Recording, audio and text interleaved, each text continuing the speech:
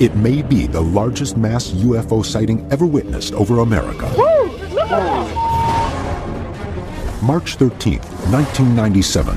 The skies above Arizona ignite. Major sighting here. Fiery globes seen by thousands. They started multiplying. One light became two lights, a third, a fourth. Reports of an ultra-silent aircraft, seemingly as large as a battleship. It was so big, I could not see the front, the back, side to side of this craft. Do ancient clues over 1,000 years old show a pattern? It looks like a saucer with fire. Or could it be a top-secret government program? There are large vehicles that fit the descriptions you heard. And what does the state's former governor now say? I describe what I saw as being otherworldly. This is case number 97202, Arizona Lights.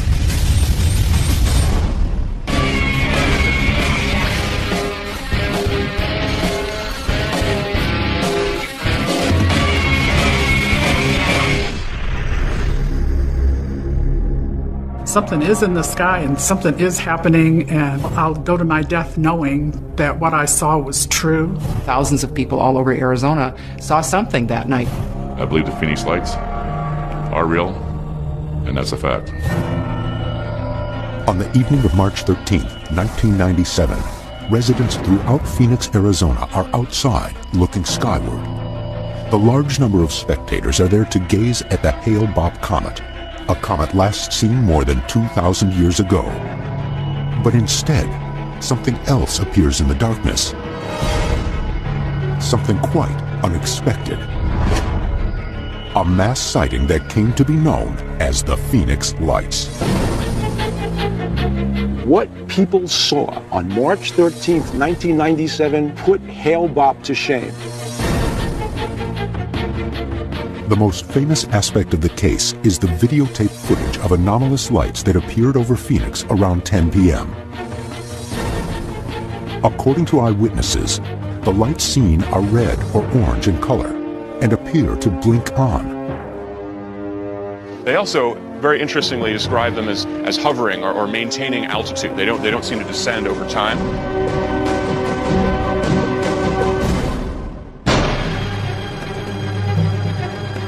But the 10 o'clock lights are only part of a complicated story. Earlier that same evening, reports flood in from across the state of additional sightings. Some describe a V-shaped formation of lights, while others claim they see an actual boomerang-shaped craft. According to the eyewitnesses, what is seen in the skies above Arizona is absolutely enormous. Reports describe the craft as being nearly a mile wide. At times, it hovers silently in the night sky, but it is also capable of achieving incredible speeds. Clearly, this massive craft is unlike anything known to exist. The people who watched it were actually in shock. I got that one on video. The boomerang is allegedly spotted as early as 7:55 p.m. in Henderson, Nevada, then in Halden, Arizona at 8:15, Prescott at 8:17, Phoenix at 8:30, and Tucson at 8:45. No images of this massive craft are known to exist. Are these separate sightings or different aspects of the same event? The investigation aims to find the answers to the numerous events in Arizona's crowded skies. Pat Usker will uncover local history of UFO sightings in the Phoenix area. I think we're really talking about something that is either so top secret that it's decades ahead of what we know, or we're looking at a genuine extraterrestrial visitation here. Dr. Ted Ackworth will examine the video evidence of the 10 o'clock lights and will conduct an experiment to replicate the event. One thing I want to look at closely is the dynamic aspect of these lights, how they move or don't move through the night sky. And Bill Burns will analyze the nature of the alleged boomerang craft. A lot of people say that the craft over Phoenix that night at 8 o'clock was an extraterrestrial spacecraft. The investigation has enlisted the help of documentary filmmaker James Fox, He has been chasing this mystery since 1997. I have been investigating this for quite some time. Something very large flew over the state of Arizona, and to this day it remains inexplicable.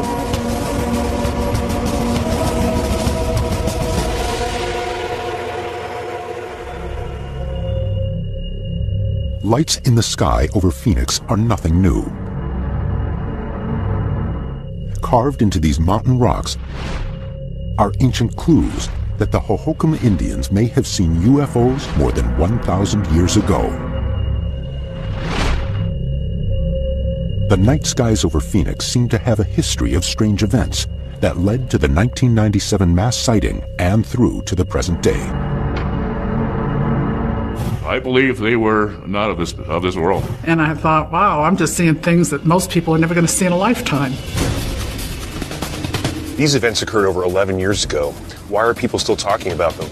The eyewitnesses aren't buying the explanation. UFO hunters asked for and received an official statement from the Air Force in regard to the 10 o'clock lights over Phoenix on March 13, 1997.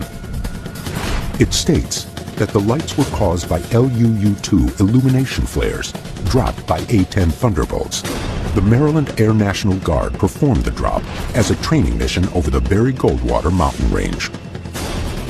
The only explanation is flares from the Maryland National Guard. They're saying that there were flares dropped from the Air National Guard, and I think a lot of the witnesses and the videotaped evidence will suggest otherwise.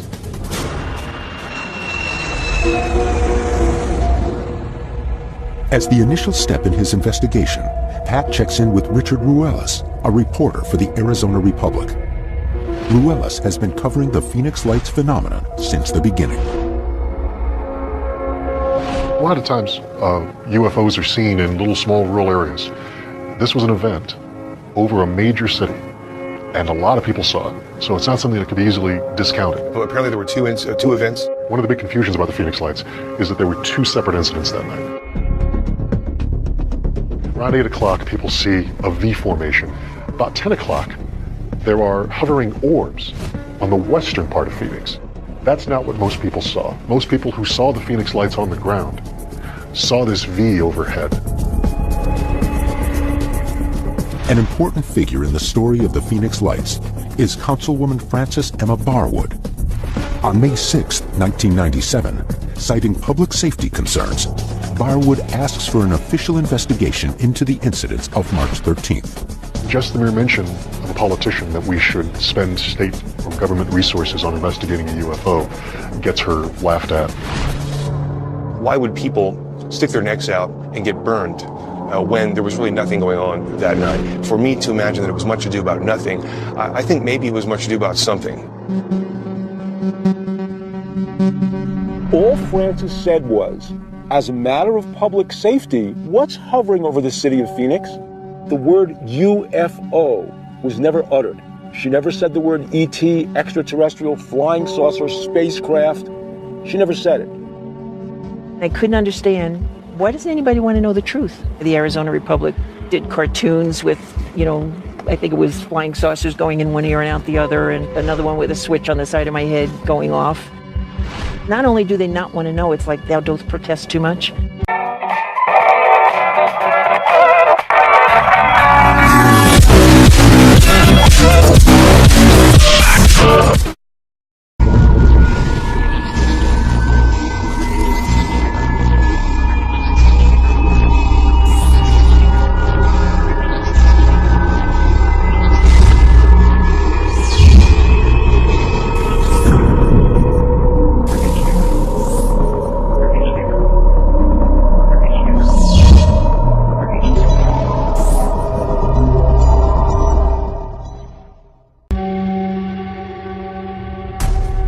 So, Francis, what sort of response was there? I started getting phone calls at 7 o'clock in the morning. It didn't stop until 11 o'clock that night. And over the summer, we take a break, and I tried to call back everybody. I called over 700 people. Did you pursue any investigation on your own to follow up on this? I referred all the phone calls to the governor, Governor Symington at the time.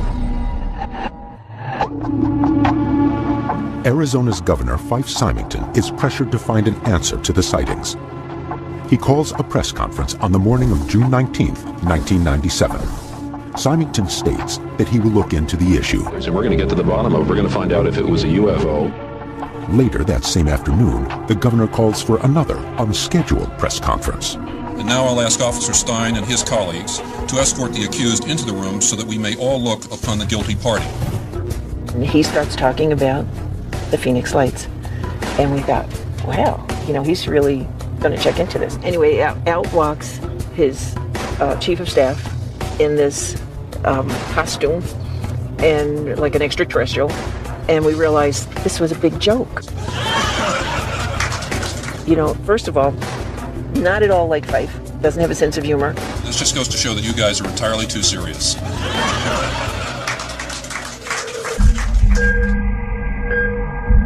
Was it your perception, or is it your perception to this day, that there was something organized against you because you dared to ask that question once at a city council meeting?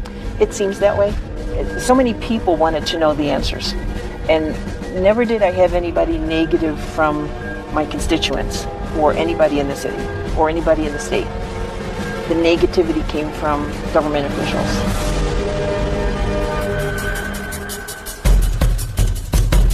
But other details emerge.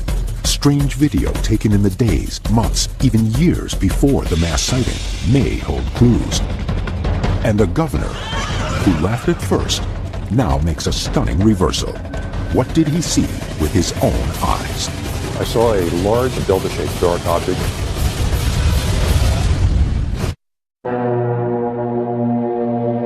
That night, we seen a bunch of lights appear over towards South Mountain area. The March 13th, 1997 sightings in Arizona are complicated, combining multiple sightings across the state. An immense boomerang-like aircraft, sometimes reported as 5 lights in a V-shaped formation, and perhaps most famously, a series of red-orange orbs above Phoenix.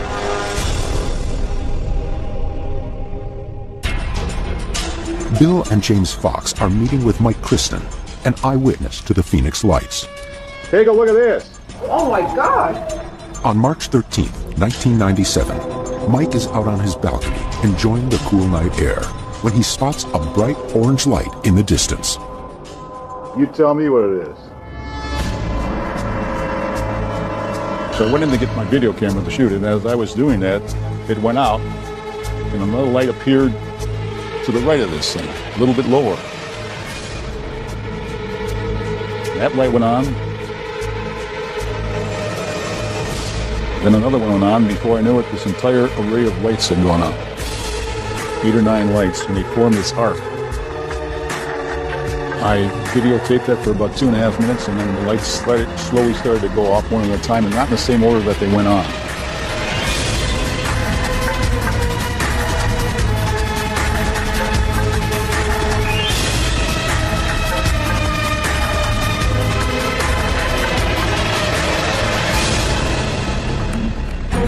The Air Force's explanation for the lights is that they were caused by LUU-2 illumination flares. According to official documents, the flares were dropped from A-10 Thunderbolts as part of an annual training exercise called Operation Snowbird. The flares were ignited over the Barry Goldwater Gunnery Range, beyond the Estrella Mountains. Both are visible from Mike's house. Had you ever seen a light like that before in your life? I had not. I've always seen maybe 1 or 2 lights or so off in the distance. This is the first time I've ever seen them this far to the east. They were extremely bright compared to any of the lights I have seen before, and I thought it was unusual the way they held their pattern. Is that what the flares usually do that you've seen in the past? No. Flares will drop in different rates, they will drift because of the wind, and they won't hold the pattern. Lights that Mike saw, 1, looked nothing like the flares he'd seen before. 2, they were preceded by an orange orb that Mike couldn't identify. Could they have been different types of flares? Those are the questions we have to answer. What do you think you captured on videotape that night? Could have been one of 3 things in my estimation. Number 1, it could have been a hoax, which I don't think it could have been a hoax because it was pretty elaborate. It could have been an alien spacecraft, but I have no proof of that. And the only other thing that I can figure out it could be is some kind of a military experiment.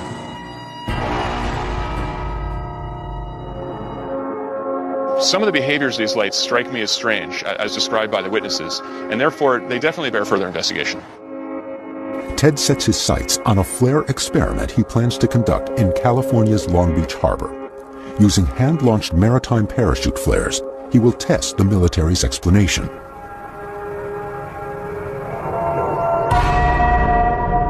Another witness to the 10 o'clock lights over Phoenix is Dr. Lynn Kitai. A physician and documentary filmmaker, Dr. Kitai chooses to remain anonymous for 7 years after the incident.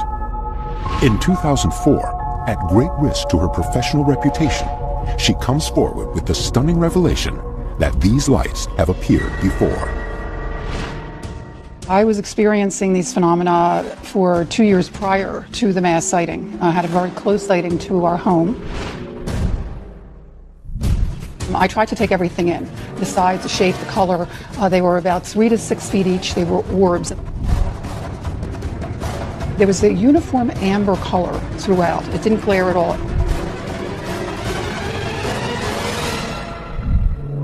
According to Dr. Kitai, another set of lights appeared in January 1997, 2 months before the mass sightings over Phoenix. She sees what she believes to be a massive triangular formation, and she manages to capture the triangle shape on film. There were 6 points of light that seemed to be attached to something, moving slowly in tandem behind South Mountain. After seeing strange lights in both February 1995 and January 1997, Dr. Kitai is not surprised when she sees some familiar lights 2 months later on March 13th. I saw the 6 lights pop on, and I fumbled with my camera to get out there really quick, and by the time I got it focused, that's what I saw.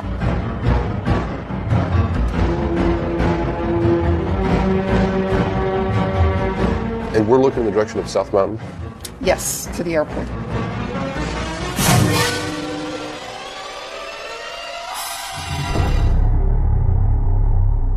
So Lynn, just to play devil's advocate for a minute, what would you say to someone who suggested that what you saw was a military flare? There's no way that it could have been military. Military flares flicker and they can't keep a formation, they drift with the wind. These were orbs.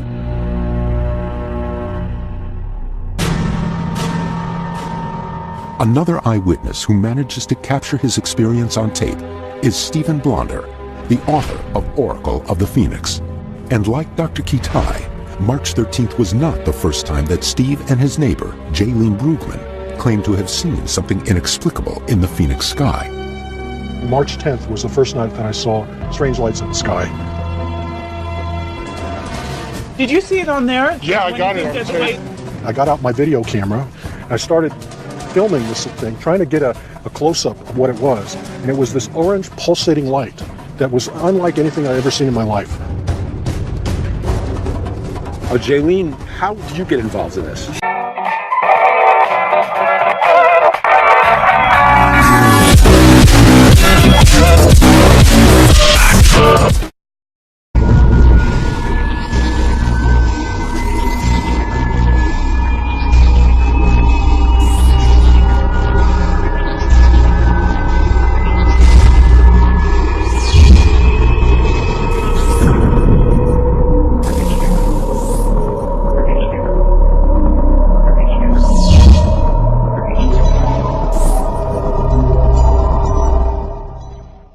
His wife Susie came over the next day and just was in shock and said, "We saw an UFO last night." For the next 3 nights, Steve's balcony becomes the scene of nightly viewing parties. Susie, they're back. And each night, they are not disappointed. But it's the sighting on the 13th that captivates Steve and Jaylene as well as the rest of Phoenix. Major sighting here. No, there's 5. Oh! Another one just showed up. Like the other eyewitnesses to the lights, neither Steve nor Jaylene accept the official explanation for what they saw that night. I was very upset when I saw the flare story come out because I knew it wasn't flares. The flares that Angie claimed they dropped were LUU-2 illumination flares. The eyewitnesses were surprised that there wasn't any illumination or sky lit up around the flares. But it is possible that the environmental conditions that night wouldn't have allowed for that kind of reflection around the flare. UFO Hunters invites Jaylene and her husband Jason also an eyewitness that night, to participate in an experiment spearheaded by Ted in Long Beach, California. We're doing the best we can to approximate what would have been the kind of military flares that would have been deployed from aircraft, and we'll just see if our witnesses who saw the lights over Phoenix think that these lights look like the military explanation. The team is using standard maritime flares in place of the LUU-2 military flares. Maritime flares are used by ships in distress to visually signal rescuers. When launched, they shoot nearly 1,000 feet into the air. Both the LUU-2 and maritime flares are deployed with parachutes, and Ted is primarily interested in the way the flare's flight characteristics are perceived by the witnesses. Well, I have no way of predicting what's going to happen. We'll just have to launch these flares and see what they look like. We're all ready to shoot. We've got 5 flares. Make sure they're looking at the trajectory. That's one of the most important aspects here in the test. Okay, we're going live in 10 seconds. The flares are sent aloft. Now it's up to the witnesses to decide. But could there be another military angle to this case? The lights over Phoenix could mask one of the largest clandestine government projects ever created, a top-secret stealth aircraft that is utterly enormous.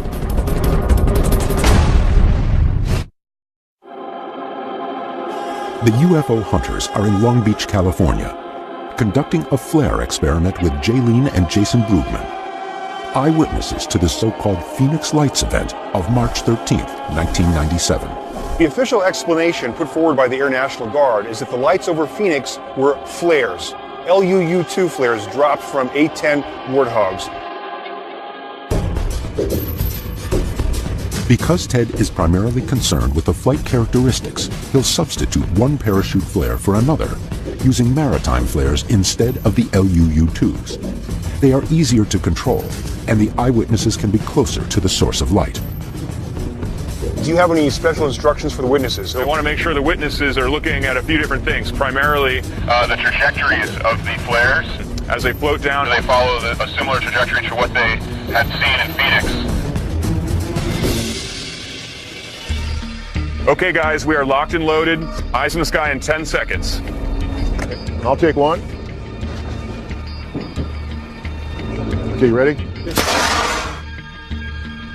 it is. That's the first one.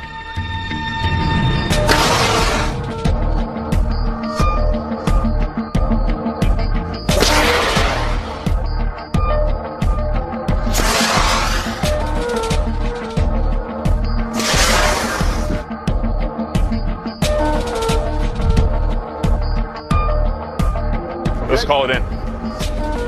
Ted calling, Pat Bill. So how was it? What I noticed is, even though the other ones came on at different times, but they all were staying in the line.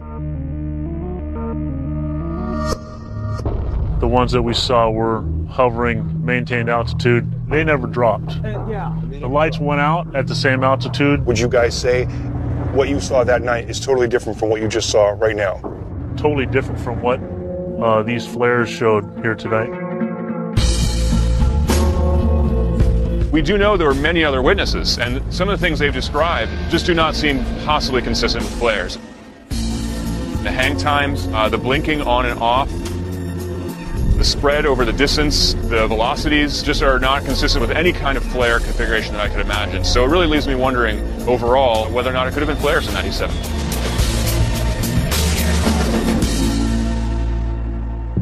With eyewitnesses discounting flares in the field test, Ted turns to the video from that night to see if any other characteristics of the lights could be distinguished. Ted and image analyst Terrence Masson study the 10 o'clock footage from both Mike Kristen and Steve Blonder. We have a source for Mike in the northern part of Phoenix, and Steve, who's in the sort of the southern side. They're about 15 miles apart, roughly, across the basin. It seems that they've both taken footage of what appears on initial analysis to be the same thing. To the naked eye, the lights in the footage seem to be over the city. After several minutes, the lights appear to blink out. There are theories that they're flares that are flaming out. Now, the curious thing is that when they go off, they don't go off in order. If they were flares getting dropped out of an aircraft successively, and their burn times are approximately equal, they'd probably flare out in order as well. Though the behavior of the lights seems to contradict the flare explanation, their physical appearance may back up the Air Force's claims. So regarding the LUU-2 flare theory from the military, we know chromatically they're pretty white. What do you think from the footage here? Is that consistent with the military's explanation? It seems to be, but as we've seen many times, the video quality, most of these lights, if they do have any color in them that you see with the naked eye, they're still going to show up on video as white. It's basically overexposed points. Right, even if there's color. Right. It's not proof that they're flares, but it's definitely a possibility, right. I'm on the fence, I guess I have to say. It seems pretty unlikely to me that these were a string of flares floating down on parachutes. But then again, we're dealing with appearances. We don't have a lot of quantitative data on this, and I don't really feel that they were flares. And I can't quantitatively prove it one way or another. Pat and Bill return to Arizona in order to track down witnesses to the other multiple sightings on the night of March 13, 1997. They are on the trail of an alleged second object seen on the same night. Witnesses report a boomerang-shaped craft flying over the state of Arizona between 8 and 10 p.m. Because there are no known photographs or video of this alleged massive craft, UFO Hunters has enlisted the help of John Bavaresco, a sketch artist and computer graphic expert. Based on multiple eyewitness testimonies, John will create a composite image of what was in the skies over Arizona that night. 8:13 p.m., March 13, 1997. Dana Valentine is sitting on the back porch of his father's house when he sees 5 lights in a V formation approach. I watched a little longer and came by about 10 minutes, and I figured they should have been on top of me by now. Intrigued, Dana brings his father outside to watch the lights with him. We couldn't tell if it was 5 units or one huge one. But as it got closer, we believed that it was starting to be one big one because it was just huge. So it didn't look like it did have a body shape to it? Well, it definitely was one big object to me. How big would you say that it was? If I had to go from the left light to the right light, I'd have to say probably close to a mile. John takes the visual details and puts the information into the CGI program. He shows the image to Dana. Okay, what I've done here is an animation of a direct overhead shot, basically on how you witnessed it as it passed over. The lights look good, the size is right, that's definitely what I saw. Dana's description of the V formation is consistent with other witness testimony. A mile from tip to tip, 5 large lights, and completely noiseless in flight. Bill, James, and John meet with another witness, Terry Mansfield, who claims to have observed a boomerang-shaped craft. All of a sudden, one of my volunteers pointed straight up and said, "Oh my gosh, what's that?" And we all looked straight up. First thing I noticed was there were no more stars. I couldn't see the stars anymore in the sky. And it appeared as if there were a black, shimmery, satiny piece of material right over my head. Terry seems to see details that few others report. The craft seems to shimmer in the night sky.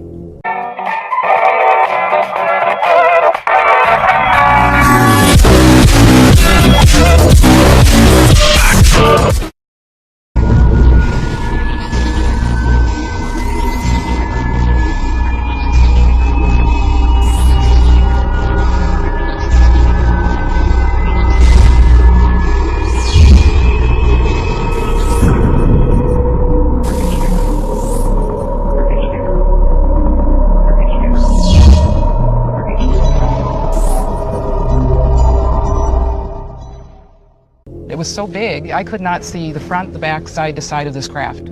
Was it so large that it spanned from horizon to horizon then? Where I was standing, I could not see the edges of this, whatever it was that was flying overhead. You said you saw a surface on the bottom of this craft, and it was kind of shimmering. Really, it was as if there was a soft ripple of an undulation. It was very fluid. I felt like I could reach up and touch it.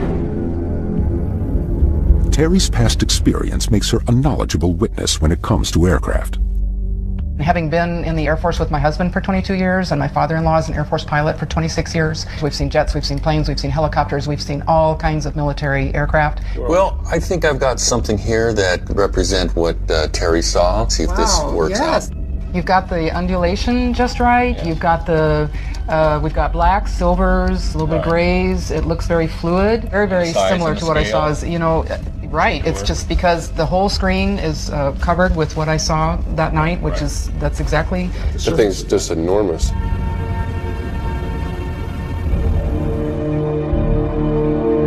One of the most powerful forms of evidence is corroborating witness testimony from people who don't know each other, never heard of each other. So what this does for the case is it adds another mosaic tile to a much larger picture. Orbs, a mysterious string of lights, and a massive V-shaped object that appears to undulate are all reported over Phoenix in March 1997. Are these sightings all related, or completely separate incidents?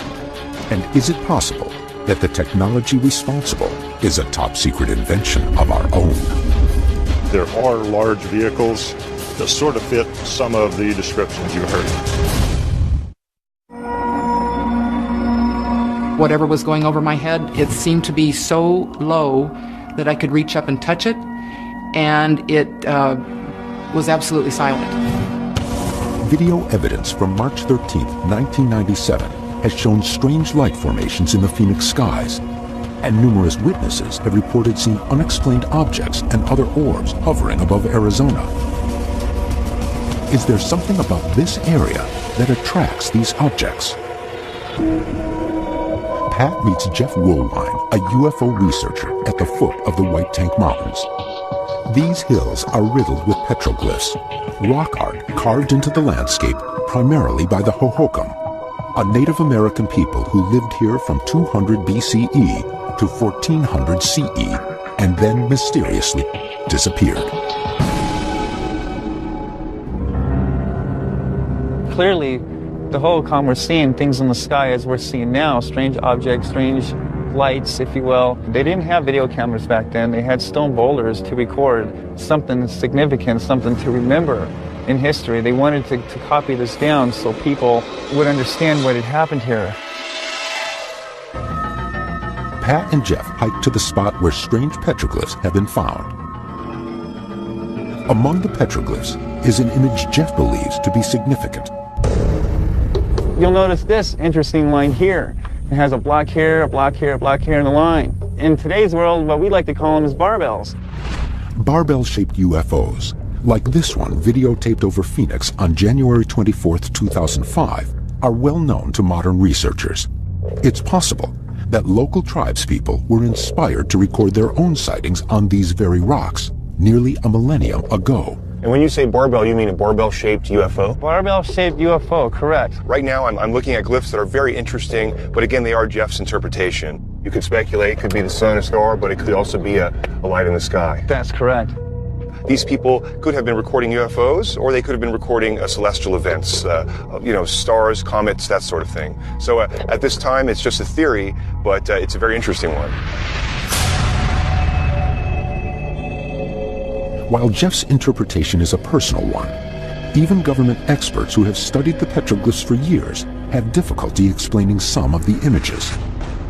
Doc Tallboys is a park ranger and works with the Arizona State Historical Preservation Office on the study, cataloging and mapping of all the sites in the White Tank Mountain Regional Park. So, Doc, what's your take on the White Tank Mountain petroglyphs? The Hohokams really observed what was going on around them. They were great observers of celestial events, seasonal events. So they really left us an interesting pictorial history of that from their point of view. We have pictures that could look like alien beings, men wearing helmets. We have one obvious one that, if you look at it one way, it looks like a saucer with fire coming out of the bottom. We're strictly speculating on what these things mean. We have no idea what they mean, because there's no Rosetta Stone, there is no bridge to translating what they might have been. But while the mysteries of the ancient petroglyphs are hidden by history, the truth behind the lights seen over Arizona may have been intentionally kept secret. In nearby Mesa, Arizona, Bill and James Fox arrive at the Arizona Wing Commemorative Air Force Museum.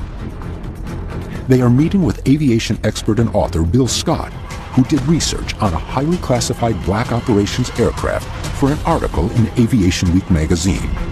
What he pieced together in his research bears striking similarities to what was witnessed over Phoenix.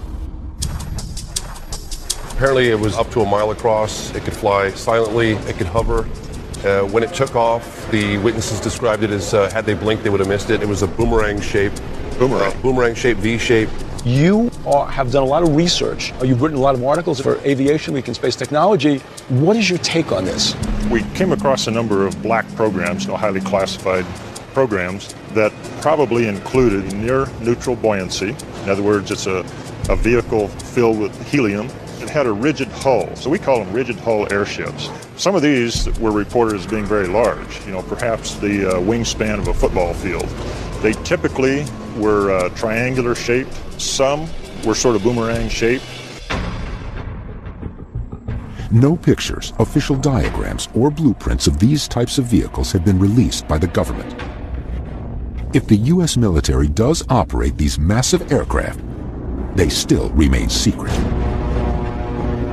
These things might have been developed for Special Forces operations.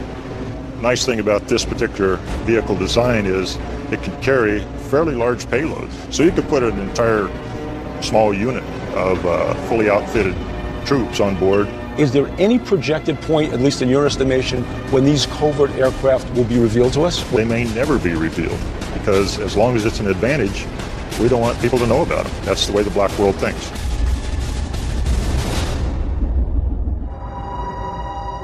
While the rigid hull airship sounds similar to reports of the boomerang, it is not an exact match.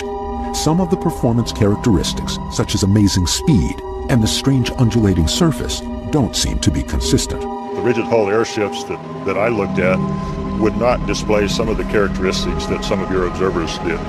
Like this idea of blinking out and disappearing immediately. I don't know how to explain that. I'm just saying that there are large vehicles that sort of fit some of the descriptions you heard. Can the events that transpired in Arizona be explained by these covert programs? And are the UFO stories merely part of a disinformation campaign? Former Arizona Governor Fife Symington comes forward to put the issue to rest once and for all. I described what I saw as being otherworldly.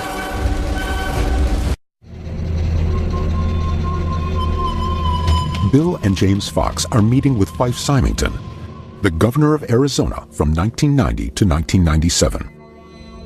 On June 19th, 1997, the governor holds a press conference and promises to investigate the Phoenix Lights event.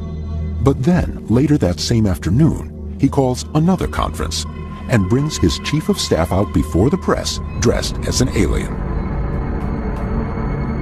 Now, Symington explains his actions. The whole world descended on us. We were just inundated from all over the world, the Peking News Bureau, the BBC, everybody sort of descending on Phoenix about the lights over Phoenix and what was happening. So I got together with my staff and made the decision at that point to do a spoof to try to kind of lighten the atmosphere. But I didn't realize I was going to offend so many people. I was just simply trying to kind of add some levity to this atmosphere, which I thought was really starting to get a little too hyped up, a little over the top, too much hysteria. You've said repeatedly that you pursued all these avenues to get to the bottom of what was going on in Phoenix in March of 1997. What were those avenues, Governor, and how did you pursue them? I asked my staff to call the commanding officer, Luke Air Force Base, and to call the head of the Department of Public Safety and the general who was in charge of our guard to try to find out what it was. And the Air Force totally blanked us. They just said we have no comment. That was it. No comment. Not we don't know, but no comment. We have no comment. That's unacceptable, though, isn't it? I mean, that's not acceptable. You have to know what flies around in your airspace, right?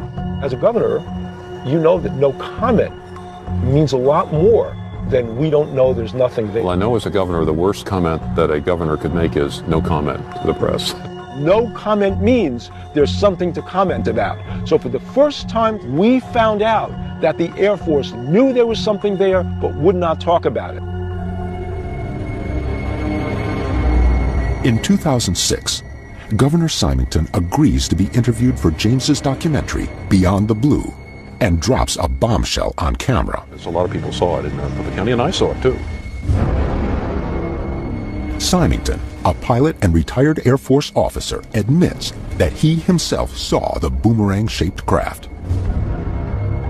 Fife, can you describe what exactly you saw on March 13th, 1997?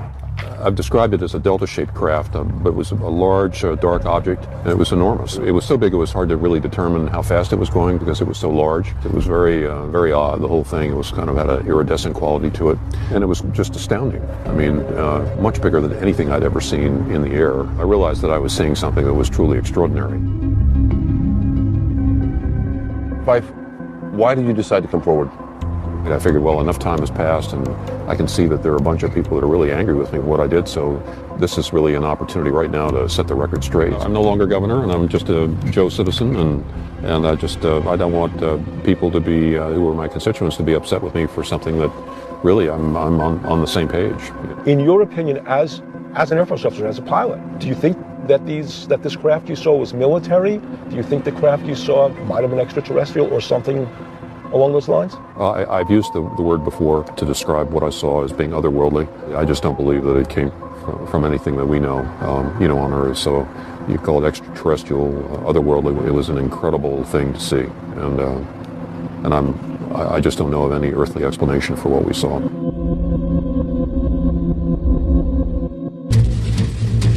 In my opinion, we're looking at some kind of extraterrestrial craft that passed over the city. Multiple eyewitnesses agree on that, including the governor of Arizona himself, who said that this thing was from another world.